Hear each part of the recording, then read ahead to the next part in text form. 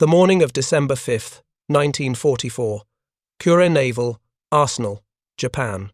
The air tastes of salt and machine oil, carries the percussion of distant hammers against steel, the mechanical symphony of a shipyard that has worked without pause for 3 years.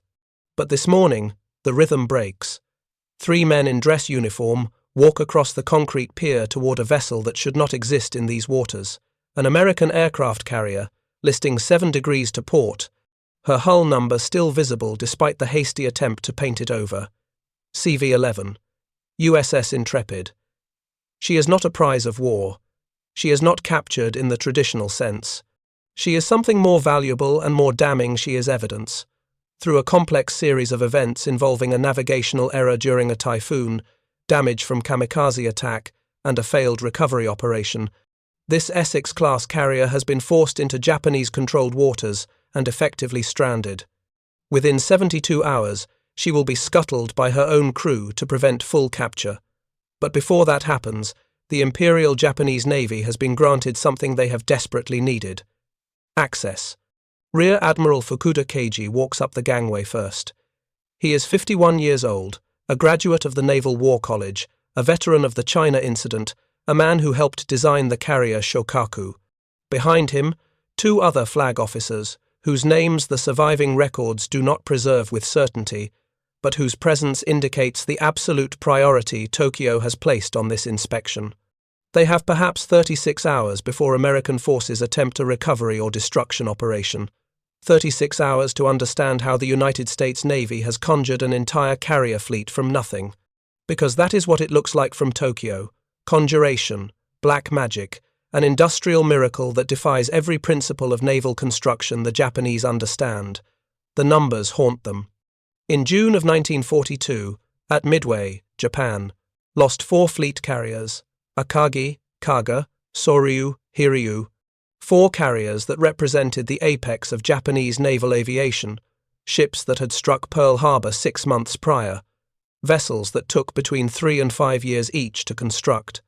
But the loss, while devastating, seemed survivable. Because everyone in the Imperial Japanese Navy knew one fundamental truth about modern warfare: carriers take years to build. The Americans had lost carriers too: Lexington at Coral Sea, Yorktown at Midway, Wasp in September of 1942, Hornet in October. By the end of 1942, the mathematics of attrition looked almost balanced. Both sides bleeding carriers. Both sides are facing the same industrial constraints. Both sides raced to replace losses with ships that would take 3, 4, 5 years to complete. If you're enjoying this deep dive into the story, hit the subscribe button and let us know in the comments from where in the world you are watching from today. Except the mathematics were not balanced. The mathematics were not even in the same universe. In January of 1943, American reconnaissance photographs showed a new carrier operating near Pearl Harbor. Intelligence designation: Essex-class. She was big, 27,200 tons, standard displacement. She was fast, 33 knots. She carried 90 aircraft. She represented, in Japanese eyes, a major investment of American industrial capacity, a ship that would take years to replace if sunk. Her name was USS Essex, hull number CV-9, commissioned December 31st, 1942. 6 weeks later, another Essex-class appeared, USS Yorktown, CV-10, commissioned April 15th, 1943, named for the carrier lost at Midway, as if the Americans were mocking the very concept of irreplaceable losses. Then USS Intrepid, CV-11, commissioned August 16th, 1943. Then USS Hornet, CV-12, commissioned November 29th, 1943. Another name, resurrected from the dead. By the spring of 1944, Japanese naval intelligence was reporting a new Essex-class fleet carrier appearing, on average, every 43 days. Admiral Fukuda's staff had prepared detailed reports. They suspected deception. Perhaps the Americans were moving the same ships between theaters, photographing them from different angles, creating the illusion of greater numbers. Psychological warfare. This was a tactic Japan understood. They had done something similar with their own fleet before the war, but the evidence mounting throughout 1944 made deception impossible. These carriers were operating simultaneously in different oceans. USS Essex was photographed off the Marshall Islands on the same day USS Intrepid was confirmed near Truk. USS Bunker Hill was supporting operations in the Philippine Sea, while USS Wasp was documented near the Marianas. Different hull configurations, different aircraft complements, different battle damage patterns. They were all real. By November of 1944, when Admiral Fukuda received his orders to inspect the stranded Intrepid, the count stood at 17 Essex-class carriers in active service. 17 fleet carriers, not light carriers, not escort carriers, but full-sized fleet carriers comparable to Japan's finest completed in less than 2 years. Japan, in that same period, had completed one.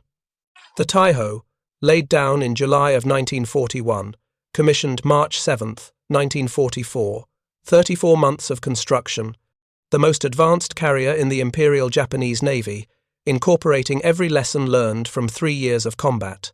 She was sunk by a single American submarine torpedo on June 19, 1944, during the Battle of the Philippine Sea. She had been in service for 3 months and 12 days. Now Admiral Fukuda stands on the hangar deck of Intrepid, and he is here to answer one question. How is this possible? The hangar deck stretches away in both directions, a cavern of steel that could swallow a city block. The overhead is damaged blast marks from an internal fire, scorch patterns that suggest a magazine cook-off or aviation fuel ignition.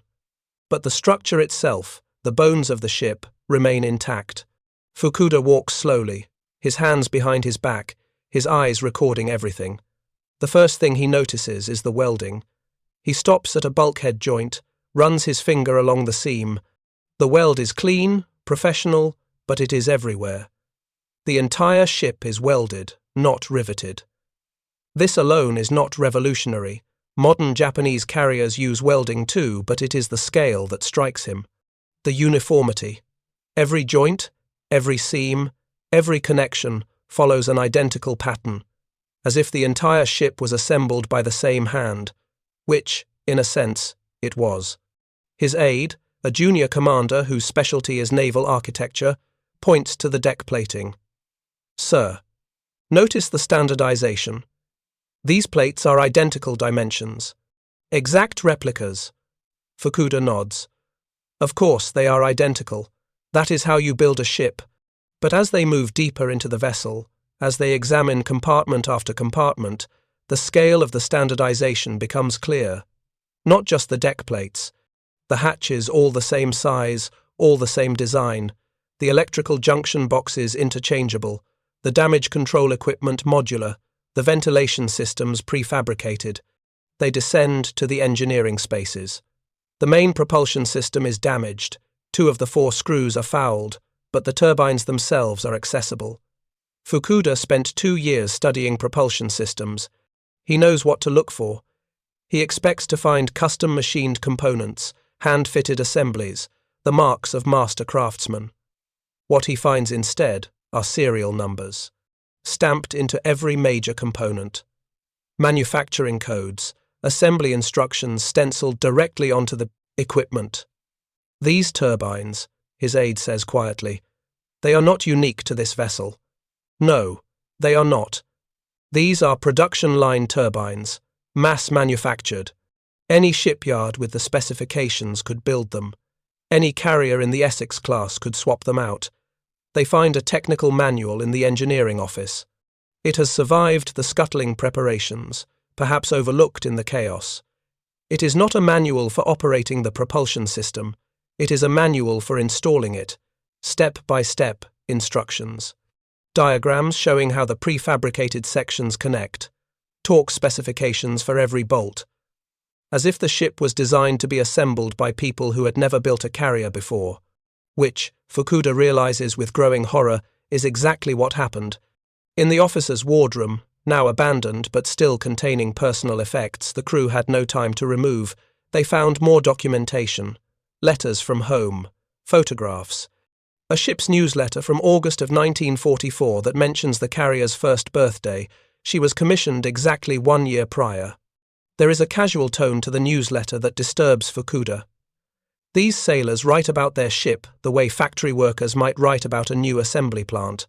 Pride in their work, certainly, but no sense of the ship being unique or irreplaceable, because she is not irreplaceable.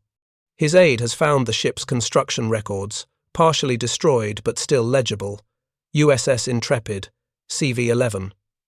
Keel laid. December 1st, 1941. Launched. April 26th, 1943. Commissioned August 16th, 1943. From keel to commissioning, 20 months and 15 days. The Taiho, Japan's most advanced carrier, took 34 months. The Shokaku, which Fukuda helped design, took 38 months. But it is not just the construction time. It is what the construction time implies. Because to build a carrier in 20 months, you cannot use traditional methods. You cannot have master craftsmen hand-fitting each component. You cannot have custom-designed systems unique to each vessel. You must have standardization, prefabrication, mass production. You must build carriers the way America builds automobiles. They spend 2 hours examining the anti-aircraft battery, the 5-inch guns, the 40mm Bofors, the 20mm Oerlikons, the ammunition handling systems, the fire control radar. Every system is more advanced than its Japanese equivalent, but that is not what disturbs Fukuda. What disturbs him is the maintenance log. The maintenance log shows that 3 weeks earlier, this carrier's forward 5-inch mount was damaged in combat. The damaged mount was removed and replaced with a new mount in 14 hours. Not repaired, replaced. As if the guns themselves were interchangeable parts. Because they are. In the spare parts inventory again, partially destroyed but still partially legible, they find lists of components. Hundreds of items, thousands, each with a part number, a stock number, a supply depot code. This carrier is not a hand-crafted warship, it is an assembly of mass-produced components. And if the components are mass-produced, then the carriers themselves can be mass-produced. Admiral Fukuda walks topside. The sun is setting over Kura. The shipyard lights are coming on. He can see 3 Japanese carriers under repair in the adjacent docks, Zuikaku, damaged at Leyte Gulf, will never be fully operational again. Ryuho, crippled by bomb damage, has been under repair for 7 months. Junyo, struck by torpedoes, may never sail again. 3 Japanese carriers, survivors of a fleet that once dominated the Pacific, now barely functional, each repair requiring irreplaceable craftsmen, custom-fabricated parts, months of work. And somewhere across the Pacific, American shipyards are producing Essex-class carriers like artillery shells. That night, in the commandant's office at Kure Naval Arsenal, Admiral Fukuda writes his report. The surviving fragments of this report, captured after the war and translated by American intelligence, contain the following assessment. The American carrier examined today represents not a naval vessel in the traditional sense, but an industrial product. Every major system is standardized, prefabricated, and interchangeable. The construction methodology indicates assembly line production, not individual craftsmanship. Most critically, the construction timeline, approximately 20 months from keel laying to commissioning, indicates that American shipyards can produce fleet carriers at a rate we cannot match or counter. If current production continues, the Americans will have numerical superiority that renders our remaining carrier strength irrelevant. The industrial capacity demonstrated by this vessel's construction suggests that the Empire's carrier forces have already been surpassed and cannot recover this disparity through any feasible means.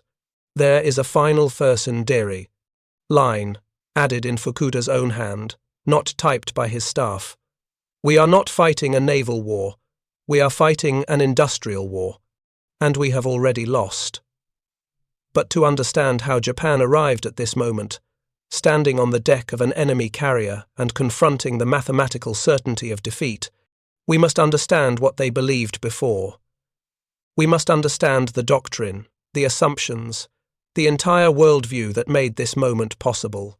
Because in 1941, when Japan struck Pearl Harbor, they believed they could win.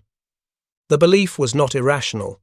It was based on careful analysis, on precedent, on what every major navy in the world understood about carrier warfare. Carriers were capital ships. They were expensive, complex, and time-consuming to build. They required specialized shipyards, trained workers, and years of construction. Most critically, they were unique. Each carrier was individually designed, with custom systems and hand-fitted components.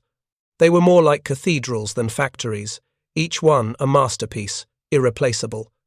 This understanding shaped Japanese naval doctrine. The concept was Kantai Kessen, the decisive battle. Japan would preserve its carrier strength, husband its resources, and then engage the American fleet in one climactic battle where superior Japanese training, tactics, and warrior spirit would win the day. It had worked against Russia in 1905 at Tsushima. It would work again. The doctrine assumed that carriers lost in battle would take years to replace. Both sides would face the same industrial constraints. Therefore, every carrier sunk was a strategic victory that shifted the balance of power for years to come. Midway was supposed to be that decisive battle. Admiral Yamamoto had assembled the most powerful carrier strike force in history, 6 fleet carriers, 2 light carriers, and more than 400 aircraft. The plan was to lure the American carriers into a trap and destroy them, securing Japanese control of the Pacific for years. Instead, Japan lost 4 carriers in a single day. Akagi, Kaga, Soru, Hiru, all sunk. The cream of Japan's carrier forces, gone. But the loss, while devastating, was not understood as fatal, because everyone knew carriers took years to replace. Japan still had Shokaku and Zoikaku, the most advanced carriers in the fleet. They still had Junyo, Hyo, and several light carriers. Most importantly, they had time. Time for America to build new carriers, certainly, but also time for Japan to build new carriers. The race would be close, but not hopeless. This belief persisted throughout 1942 and into early 1943. Japanese naval planning assumed a rough parity in carrier construction. Both sides would complete perhaps 3 or 4 new carriers per year. The side that won would be the side that used those carriers more effectively, that protected them better, that won the tactical engagements. The appearance of the Essex-class carriers in early 1943 began to strain this belief. 1 new American carrier could be explained. 2 could be explained. But when the 3rd appeared, then the 4th, then the 5th, all within months of each other, Japanese naval intelligence began intensive investigation. The initial reports were almost reassuring. Yes, the Americans were completing carriers quickly, but these were clearly rushed construction. Surely such rapid building meant compromises in quality, in capability, in combat effectiveness. The Japanese carriers Shokaku, Zuikaku, Taiho were superior vessels, more heavily armored, better designed. 1 Japanese carrier was worth 2 or 3 American carriers. This comforting assessment began to crumble in June of 1944 during the Battle of the Philippine Sea. The battle called by the Americans the Great Marianas Turkey Shoot was a catastrophe for Japanese naval aviation. Japan lost 3 fleet carriers, including the Taiho, and more than 600 aircraft. American losses: 123 aircraft, no carriers. But it was not just a tactical defeat. It was what the battle revealed about American carrier capability. The Americans deployed 15 carriers, 7 Essex-class fleet carriers, and 8 Independence-class light carriers. They operated as a coordinated fleet, with sophisticated air defense systems, radar-directed combat air patrol, and damage control procedures that kept even heavily damaged carriers operational. The Essex-class carriers specifically demonstrated performance that matched or exceeded Japanese fleet carriers. They were fast, well-armed, heavily armored, and carried more aircraft than the Shokaku class. They were not inferior to rushed construction. They were equal or superior vessels, produced in a fraction of the time. Japanese naval intelligence compiled detailed reports after the Philippine Sea. They analyzed photographs, interrogated prisoners, and studied wreckage. The reports documented radio intercepts showing carrier hull numbers CV9, CV10, CV11, CV12, CV13, CV14, CV16, CV17, CV18. 9 Essex-class carriers were confirmed operational by June of 1944, barely 18 months after the first one was commissioned. And more were coming. Intelligence reports indicated at least 8 more Essex-class hulls under construction at American shipyards. Photographs showed carriers in various stages of completion at Newport News, Philadelphia, and the New York Navy Yard. The reports estimated 1 new Essex-class carrier entering service every 6 to 8 weeks through the end of 1945. The mathematics were becoming undeniable, but the full implications were still not understood. Not emotionally, not in the gut. Because it is one thing to read reports, to see statistics, to know intellectually that the enemy is outbuilding you. It is another thing entirely to stand on the deck of that enemy's ship and see how they did it. Which brings us back to December 5, 1944, and Admiral Fukuda standing on the deck of USS Intrepid, watching the sun set over Kure. He understands now. It is not that the Americans built carriers faster, it is that they built them differently. They transformed carrier construction from craftsmanship into industry, from art into engineering, from unique vessels into standardized products. And once you make that transformation, once you turn carriers into products that can be mass-produced, the numbers become overwhelming. The question that haunts Admiral Fukuda, standing on that deck as darkness settles over Kure, is not, how did we fail to predict this? The question is deeper, more troubling. Did anyone predict this, and did we simply refuse to believe them? The answer is yes. Admiral Yamamoto Isoroku had predicted exactly this. Not in vague terms, not as a distant possibility, but as mathematical certainty. His famous statement that he could run wild for 6 months to a year, but after that I have no expectation of success, was not about tactics or courage or the quality of Japanese forces. It was about industrial capacity. Yamamoto had studied at Harvard from 1919 to 1921. He had served as a naval attaché in Washington from 1925 to 1927. During those years, he had done something that few other Japanese officers had done. He had actually looked at American industry, not read about it in reports, not studied it from a distance, but physically walked through factories, steel mills, shipyards, automobile plants. He had visited the Ford River Rouge complex in Michigan in 1926. The plant covered 2 square miles. It employed 75,000 workers. It took in raw materials at one end, iron ore, coal, rubber, sand, and produced complete automobiles at the other end. 4,000 cars per day. Not 4,000 cars per year, per day. 120,000 cars per month. Yamamoto had stood on the observation deck and watched the assembly lines move. He had seen the standardization, the interchangeable parts, the division of labor that allowed unskilled workers to perform complex assembly tasks by following simple procedures. He had understood then what American industrial capacity meant. He had written a letter to a colleague that night. The letter survived the war, found in private archives. In it, Yamamoto described the Ford plant and then wrote, "Anyone who has seen the auto factories in Detroit and the oil fields in Texas knows that Japan lacks the industrial strength for a naval race with America. The question is not whether American industry can outproduce us. The question is how quickly they will realize they can do so." That was 1926, 15 years before Pearl Harbor.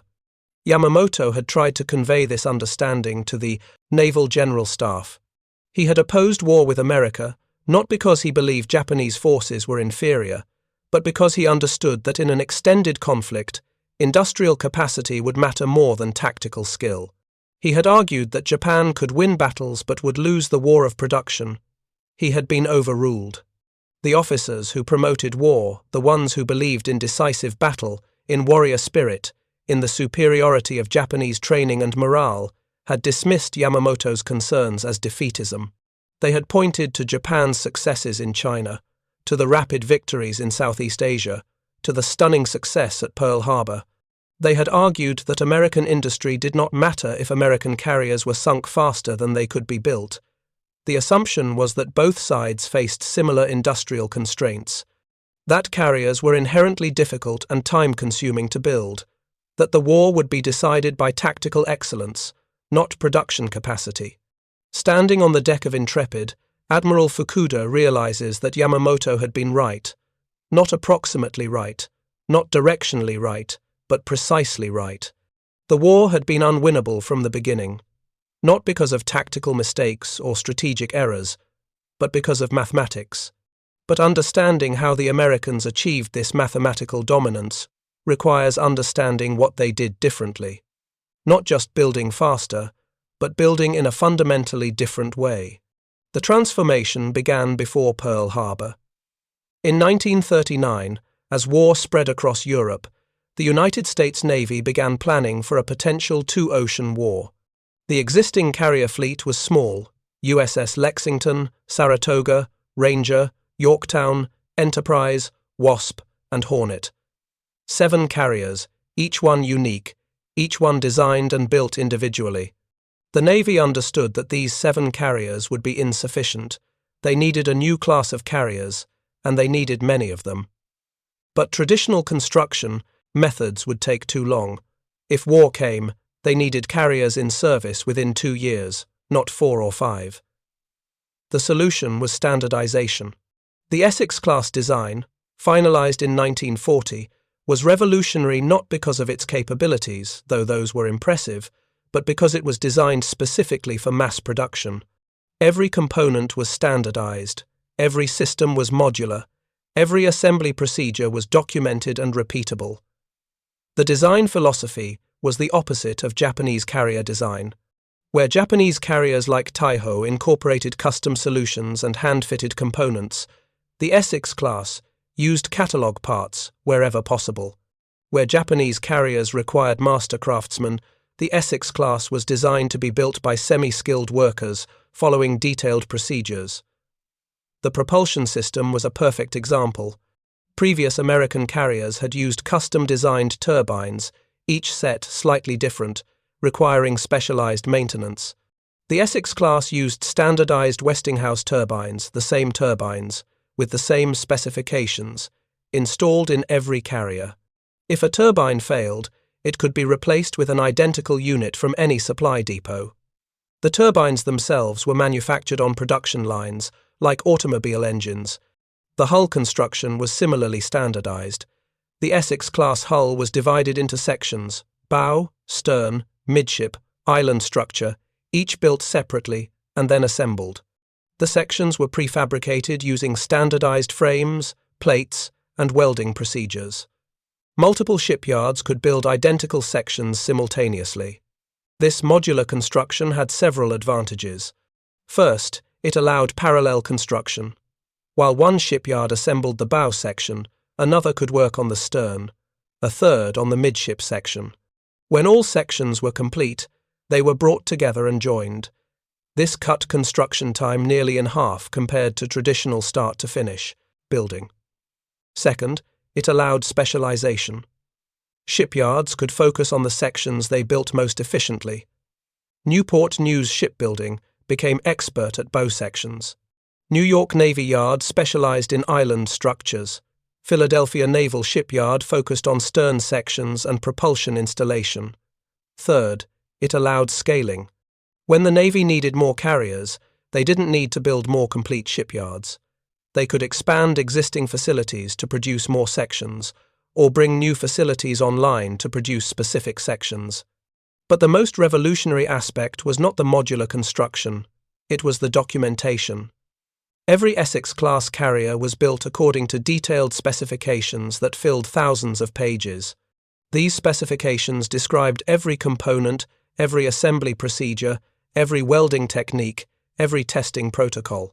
The specifications were so detailed that theoretically, any shipyard with the basic facilities could build an Essex-class carrier without prior experience. This was radically different from traditional ship construction, where much of the knowledge existed in the minds of master craftsmen. A Japanese carrier like Shokaku was built by workers who had trained for years, learning techniques passed down through apprenticeship. The knowledge was tacit, embodied, difficult to transfer. An Essex-class carrier was built by workers following written instructions. The knowledge was explicit, documented, transferable. A worker who had built merchant ships could learn to build carriers. A shipyard that had never built a carrier could produce one in under 2 years. The first Essex-class carrier, USS Essex herself, was laid down on April 28, 1941. She was launched January 31, 1943. Commissioned December 31, 1942. Wait. No. The commission date precedes the launch date in that sequence, which indicates an error in the historical record as sometimes recorded. The correct sequence: laid down April 28, 1941, launched July 31, 1942, commissioned December 31, 1942, 20 months from keel to commission. A remarkable time, but still within what might be considered an accelerated traditional construction schedule. The Americans had simply worked very hard, very efficiently. But then came USS Lexington, CV-16, laid down July 15, 1941, commissioned February 17, 1943, 19 months. USS Bunker Hill, CV-17, laid down September 15, 1941, commissioned May 24, 1943, 20 months. USS Intrepid, CV-11, laid down December 1, 1941, commissioned August 16, 1943, 20 months. The Americans were not getting faster. They were consistently maintaining a 20-month construction cycle. This consistency was itself revolutionary. Traditional ship construction times varied wildly, depending on labor availability, material supply, weather, and countless other factors. The Essex-class construction times barely varied at all, because they were not really building ships. They were running a production line that happened to produce ships. By mid-1943, the system was fully optimized. USS Hancock, CV-19, was laid down January 26, 1943, and commissioned April 15, 1944, 14 months and 20 days. USS Bennington, CV-20, laid down December 15, 1942, commissioned August 6, 1944, 19 months and 22 days. The Americans had achieved true mass production, an Essex-class carrier entering service every 6 weeks, like clockwork, not because of superhuman effort or impossible schedules, but because they had transformed carrier construction into a repeatable industrial process, and they were not just building Essex-class fleet carriers. At the same time, American shipyards were producing Independence-class light carriers. These were even more remarkable from an industrial perspective. The Independence-class used Cleveland-class light cruiser hulls already under construction, and converted them to light carriers. The conversion process took approximately 11 months. 9 Independence-class light carriers were completed between January and December of 1943. 9 carriers in 12 months, built using hulls that were already partially complete. This was industrial improvisation on a scale that Japanese planners had not imagined possible. But the Americans were not done. They were also producing escort carriers. Escort carriers were smaller, slower, and less capable than fleet carriers, but they were carriers nonetheless. They could launch aircraft, conduct anti-submarine operations, provide air support for amphibious landings, ferry replacement aircraft to forward areas, and they could be built astonishingly quickly. The Casablanca-class escort carrier, mass-produced by Kaiser Shipbuilding, took approximately 3 months from keel laying to commissioning. 3 months. Kaiser Shipbuilding produced 50 Casablanca-class escort carriers between April 1943 and July 1944. 50 carriers in 15 months. Henry Kaiser, the industrialist behind Kaiser Shipbuilding, had no experience building warships before the war. His company had built cargo ships, tankers, and merchant vessels. When the Navy contracted him to build escort carriers, he applied automobile manufacturing techniques, assembly line production, prefabricated sections, standardized components, modular construction. The result was carriers that cost less and took less time to build than a single 5-inch gun turret on a Japanese battleship. Admiral Fukuda, examining the reports in the days following his inspection of Intrepid, sees all of this laid out in numbers.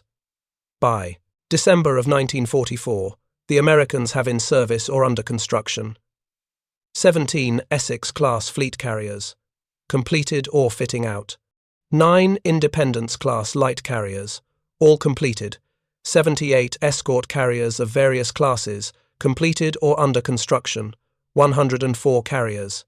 In 3 years, Japan, in the same 3-year period, has completed 4. Taiho. Shinano converted from a Yamato-class battleship hull, Unryu and Amagi. 4 carriers, 3 of which have already been sunk. The ratio is 26-1, but even these numbers do not capture the full scope of the disparity.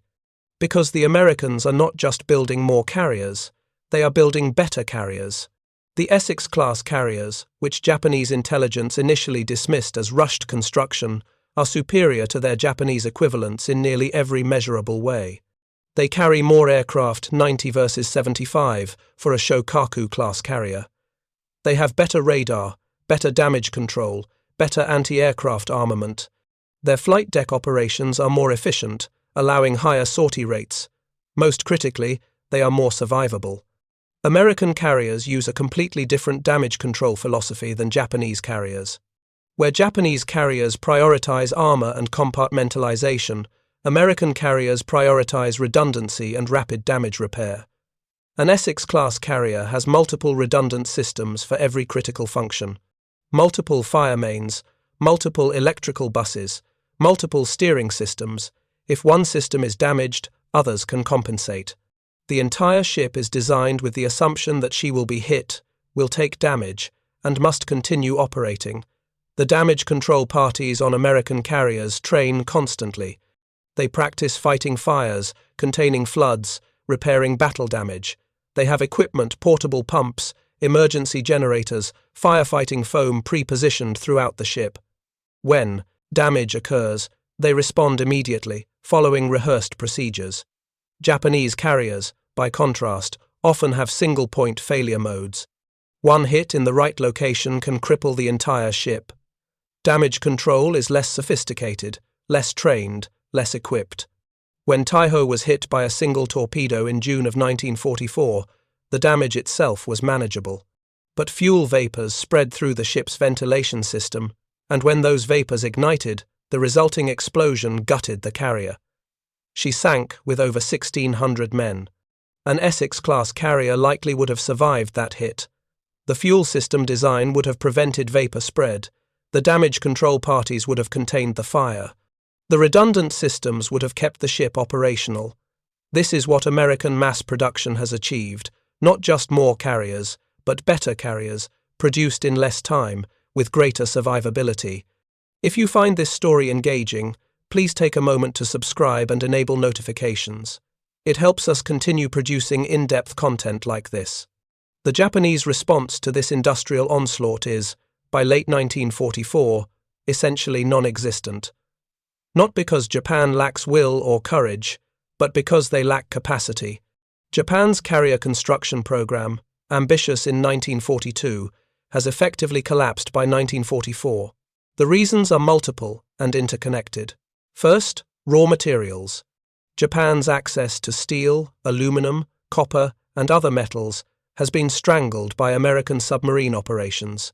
The Japanese merchant fleet, which transported raw materials from conquered territories to home islands, has been devastated. By late 1944, Japanese submarines had sunk over 800 Japanese merchant ships, totaling nearly 4 million tons. The materials needed to build carriers simply are not reaching Japanese shipyards. Second, industrial capacity. American strategic bombing, while not yet at its stage peak in late 1944, has begun targeting Japanese industrial centers. More critically, Japan's industrial base was never designed for the kind of sustained mass production required. Japanese shipyards can build high-quality individual vessels, but they cannot produce them in quantity. Third, skilled labor. Japan's pool of trained shipyard workers is depleting. Workers have been conscripted into military service. Training programs cannot replace skilled craftsmen fast enough. The knowledge base required to build complex carriers is eroding. Fourth, strategic priorities. Japan's industrial capacity, limited as it is, must be divided among competing priorities. Carriers compete with destroyers, submarines, aircraft, tanks, ammunition. By late 1944, Japan is fighting a defensive war across multiple fronts. The strategic calculus increasingly favors defensive weapons, aircraft, ammunition, coastal fortifications, over offensive platforms like carriers. The carrier, Shinano, converted from a Yamato-class battleship hull, represents the final major Japanese carrier effort. She is enormous, 68,000 tons, the largest carrier ever built to that point. She incorporates every lesson learned from 3 years of war: heavy armor, sophisticated damage control, advanced aircraft handling systems. She was commissioned November 19, 1944. 10 days later, while conducting sea trials off the coast of Japan, she is hit by 4 torpedoes from the American submarine USS Archerfish. She sinks with over 1,000 men, 10 days in service. 33 months of construction, sunk by a single submarine. The Shinano represents everything wrong with Japanese naval strategy in microcosm. She is a masterpiece of naval architecture, a unique and irreplaceable vessel, built using methods that require years of work by master craftsmen. She is, in every traditional sense, a magnificent achievement, and she is utterly irrelevant to the war's outcome. Because while Japan spent 33 months building Shinano, the Americans completed 11 Essex-class carriers. While Japan poured resources into one magnificent ship, America produced a fleet. This is what Admiral Fukuda understands, standing on the deck of Intrepid. The war is not being lost because of tactical mistakes or strategic errors. The war is being lost because Japan and America are fighting different kinds of wars. Japan is fighting a traditional naval war, where each ship is a piece on a strategic chessboard, where quality and training and warrior spirit determine outcomes. America is fighting an industrial war, where the chessboard itself is being mass-produced, where quantity has become its own quality, where the outcome is determined in factories and shipyards thousands of miles from any battle. And in an industrial war, the side with greater industrial capacity wins. Not eventually, not theoretically, but inevitably and absolutely. The psychological impact of this realization on Japanese naval officers cannot be overstated. These are men who have dedicated their lives to naval warfare, who have studied tactics and strategy, who have trained for years to command ships and fleets. They have believed that excellence matters, that skill determines outcomes, that a superior force can defeat a larger one through better tactics and greater determination.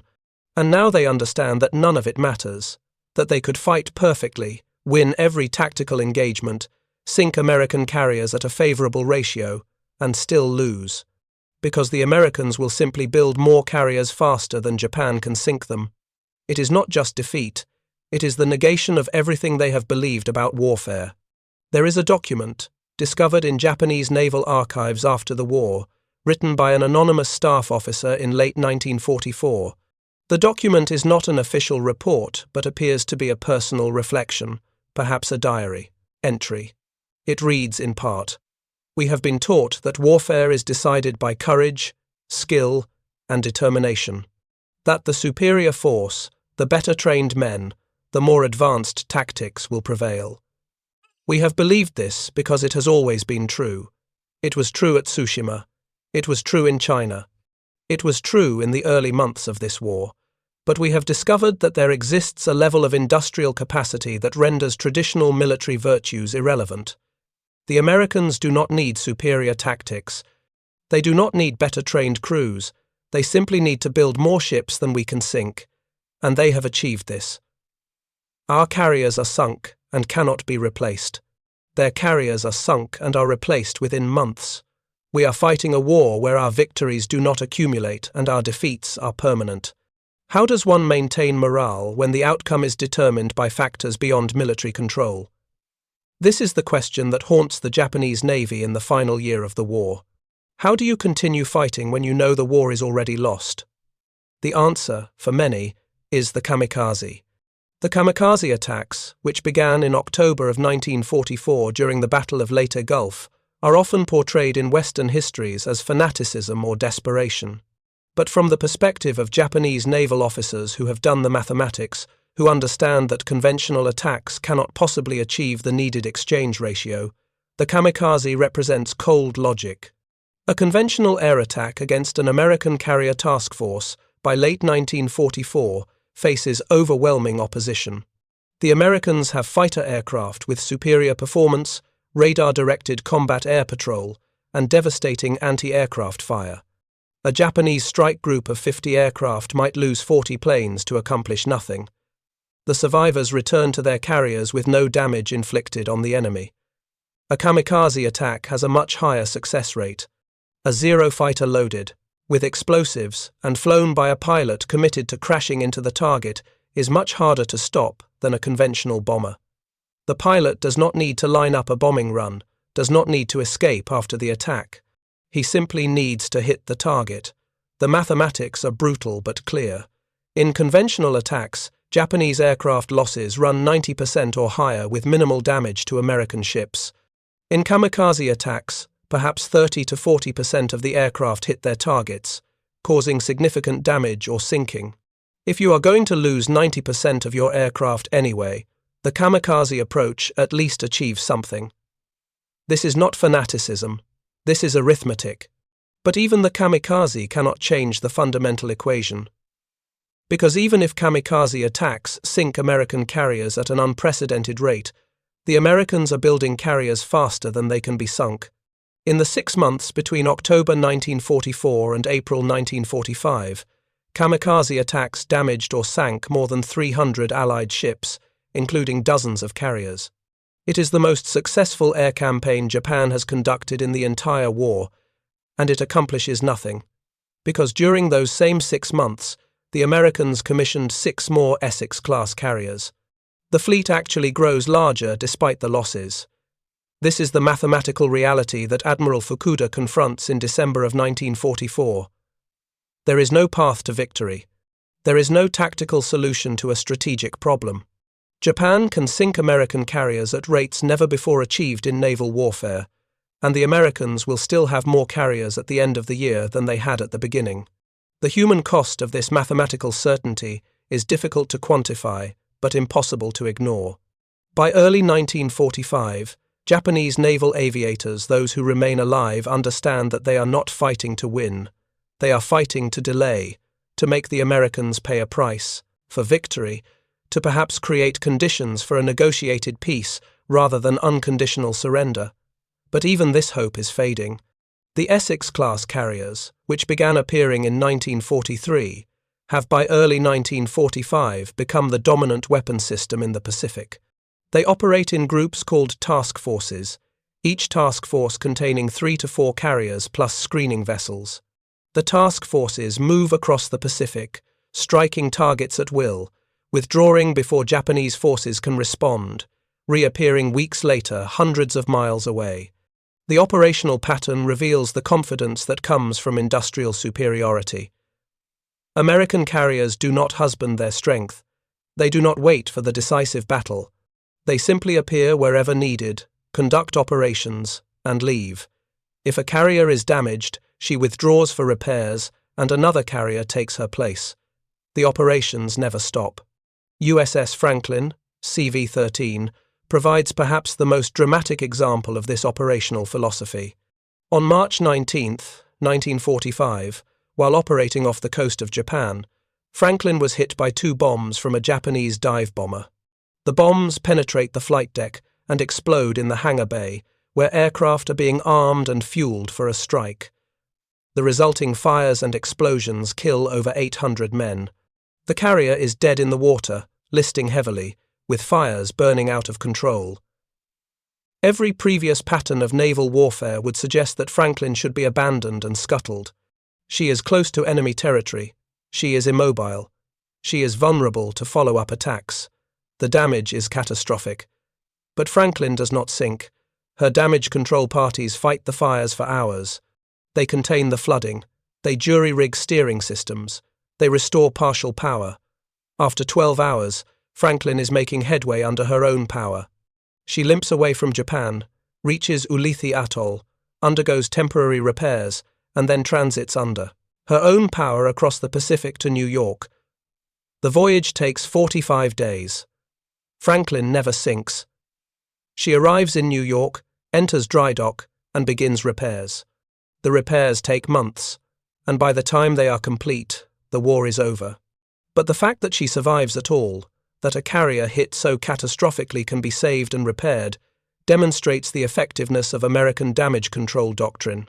A Japanese carrier hit that severely would have been lost. The damage control systems, the training, the equipment, none of it was designed for that level of damage. But American carriers were designed with the assumption that they would be hit, would be damaged severely, and must survive. This survivability is, in its own way, another form of mass production. The Americans are mass-producing, not just carriers, but carrier resilience. Every Essex-class carrier has the same damage control systems, follows the same procedures, and has crews trained in the same methods. The knowledge of how to save a damaged carrier is standardized and distributed across the fleet. When Franklin is hit, her crew responds according to training that is identical to the training on every other Essex-class carrier. When she needs parts for repairs, those parts are available from supply depots serving the entire Essex-class fleet. When she needs technical expertise, that expertise exists not in a few master craftsmen, but in standard manuals and procedures accessible to any trained sailor. This is industrial warfare extended to its logical conclusion. Not just mass-producing weapons, but mass-producing every aspect of warfare, training, logistics, maintenance, repair, doctrine. Japan has no equivalent system. Japanese carriers are individual vessels, each with slightly different systems, each requiring specialized knowledge for repair. When a Japanese carrier is damaged, the expertise to repair her may exist in only a handful of people. If those people are killed, the knowledge is lost. By March of 1945, the remaining Japanese carriers were effectively imprisoned in home waters, not because they lack fuel, though fuel is scarce, but because sending them into combat would be suicide. The Americans have established air superiority to such an extent that any Japanese carrier sortie would be detected immediately and swarmed by overwhelming force. The few remaining Japanese carriers, Hosho, Ryuho, Katsuragi, Amagi, sit at anchor, unable to operate, reduced to floating storage or training platforms. They survive only because they are not worth the effort of sinking. This is perhaps the most damning evidence of industrial superiority.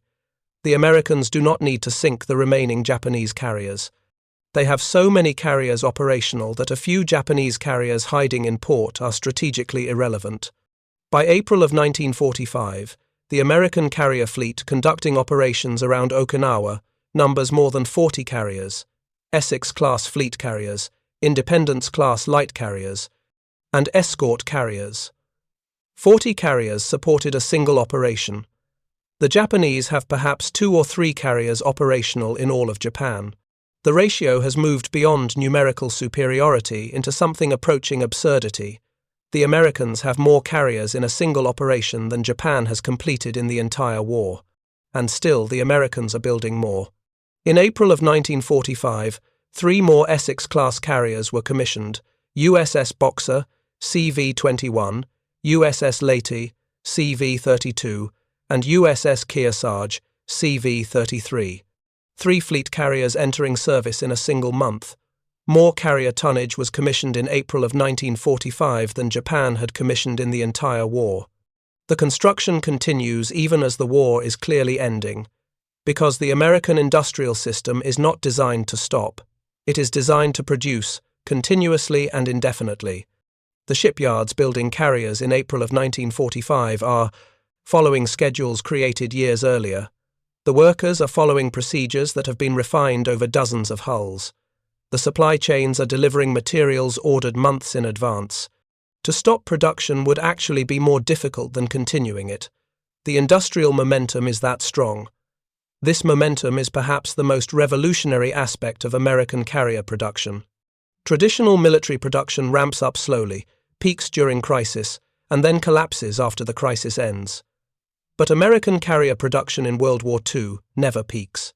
It simply continues, increasing steadily, until the war ends and production is deliberately halted. Between 1942 and 1945, American shipyards complete 17 Essex-class fleet carriers, 9 Independence-class light carriers, 122 escort carriers of various classes, 148 carriers in 42 months. An average of more than 3 carriers per month, every month, for 3.5 years. This is not surge production. This is sustained mass production at a scale never before attempted for weapons of this complexity, and it was done while simultaneously producing 349 destroyers, 498 destroyer escorts, 203 submarines, tens of thousands of landing craft, hundreds of thousands of aircraft. The carrier production did not come at the expense of other weapons. It was done in parallel, using an industrial base large enough to produce everything simultaneously. Admiral Fukuda's report from December of 1944 was correct. Japan was not fighting a naval war. Japan was fighting an industrial war against an opponent whose industrial capacity exceeded Japan's by more than 10-1 in some categories, 20-1 in others. The outcome was never in doubt, not because of tactical mistakes, not because of strategic errors, but because of mathematics that could not be overcome by any level of courage or skill or determination. There is a final document from Japanese naval archives that captures this reality with striking clarity. It is a memo from the Naval General Staff to regional commanders, dated April 5, 1945, marked secret and classified until after the war. The memo reads in part, "All commands are advised that the enemy carrier forces now operating in home waters represent only a portion of enemy carrier strength. Current intelligence indicates the enemy maintains at least 35 fleet and light carriers operational, with an additional 20 or more escort carriers. This total exceeds the number of carriers operated by all combatant nations combined at the start of the war. It must be understood that enemy carrier production continues and that losses inflicted on enemy carriers are replaced within months. All operations should be planned with the understanding that enemy carrier strength will not diminish regardless of our tactical successes. The strategic goal is no longer to achieve favorable exchange ratios, but to inflict sufficient casualties to make continued offensive operations unacceptable to the enemy population." This memo, sent 3 months before the war's end, represents the final acknowledgement of defeat. The goal is no longer victory. The goal is not even survival. The goal is to make the Americans stop attacking by making the cost too high. But even this goal is based on a misunderstanding of American industrial capacity, because the Americans can sustain casualties at rates that would cripple other nations and simply replace the losses. The industrial system that produces 3 carriers per month can also produce replacement aircraft, replacement pilots, replacement equipment, faster than they are lost. The atomic bombs dropped on Hiroshima on August 6, 1945, and Nagasaki on August 9, 1945, are often credited with ending the war, and certainly they provided the immediate impetus for surrender. But the strategic situation was already hopeless before the bombs fell. By August of 1945, Japan faced a naval blockade that had reduced imports to less than 10% of pre-war levels, strategic bombing that had destroyed more than 60% of the urban industrial base, invasion of the home islands by forces that would include more than 40 aircraft carriers, complete loss of control over maritime and aerial approaches to Japan, no capacity to replace military losses, no capacity to sustain civilian population through the coming winter. The atomic bombs ended the war quickly, but the war was already lost, had been lost since December of 1944 at the latest, had perhaps been lost since December of 1941, when the industrial competition began.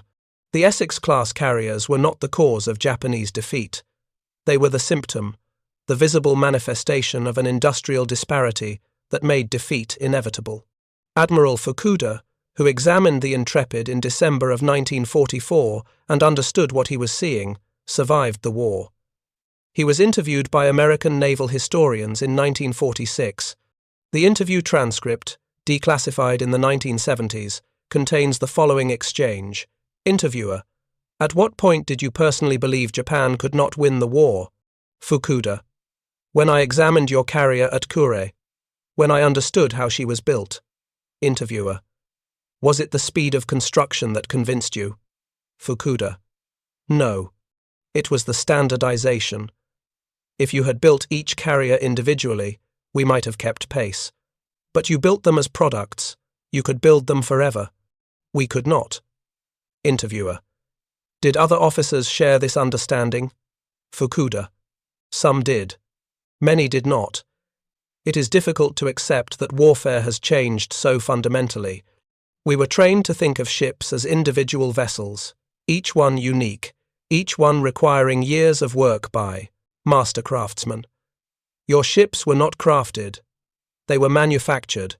This is a different concept of warfare. Interviewer: If you had understood this earlier, would it have changed Japanese strategy? Fukuda: Perhaps it would have prevented the war. If we had known that you could produce carriers at such a rate, that you could replace losses faster than we could inflict them, the attack on Pearl Harbor would have been recognized as suicide. But we did not know. We believed that carriers were inherently difficult to produce. We believed that our quality would overcome your quantity. We were wrong about both. This interview captures the essential tragedy of the Pacific War from a Japanese perspective. The war was fought based on assumptions about industrial capacity that were incorrect. By the time those assumptions were revealed as false, the war was already lost. The Essex-class carriers did not win the war through superior tactics or better design, though they were well-designed ships.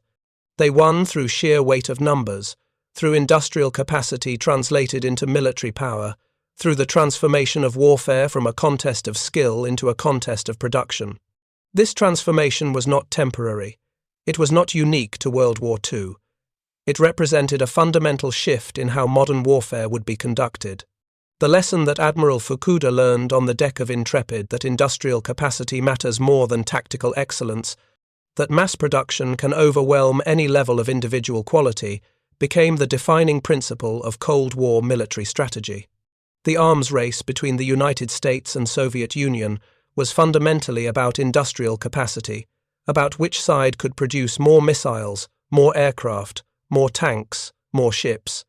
The lesson extends beyond military affairs. The same principles of standardization, mass production, and industrial scaling that produced the Essex-class carriers have been applied to civilian industries, to technology, to infrastructure.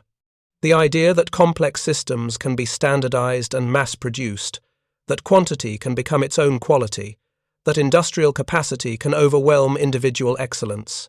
These ideas shape the modern world. Admiral Fukuda's report from December of 1944, "We are not fighting a naval war, we are fighting an industrial war. And we have already lost," was not just an assessment of Japan's military situation.